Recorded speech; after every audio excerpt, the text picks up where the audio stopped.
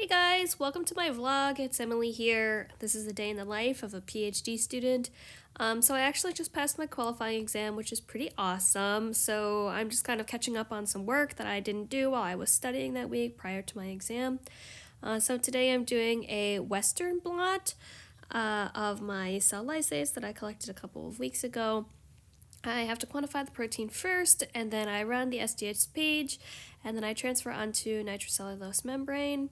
So here's the transfer setup. I actually use these really neat stain-free gels that allow me to look at the protein loading prior to transfer. If there were any mishaps that were going on, then I can actually stop there before moving on to the next steps, which has actually saved me a lot of time, so they're super helpful.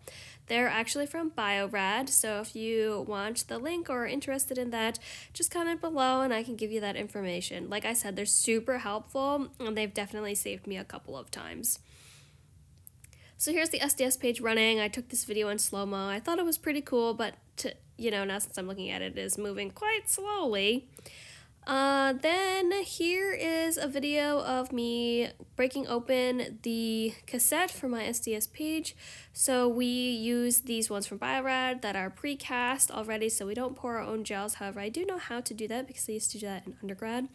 I like to take the opening tool down along the side, but some people do open on the four corners. It's totally personal preference.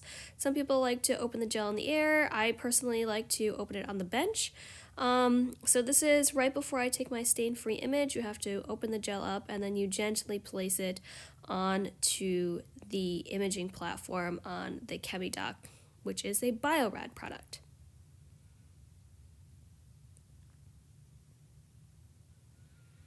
You have to gently lift these sides up because the gel could break. This gel that I'm using is a 4 to 20%, so it is a little thicker on the bottom than it is on the top, so that's why I remove it from the bottom. Now I'm done with my Western blot and I'm actually taking images of my cells. So this is a imager called the Citation 5, which is Agilent Technologies. Shout out to Agilent, love them. And here it can do phase image as well as fluorescence. So here is GFP. My cells are supposed to be green, so they're working, which is great. I'm doing auto exposure right now to look at those cells, and then I compare it to the phase image, which shows that all of the cells are actually green that are also in the phase image, which is pretty cool.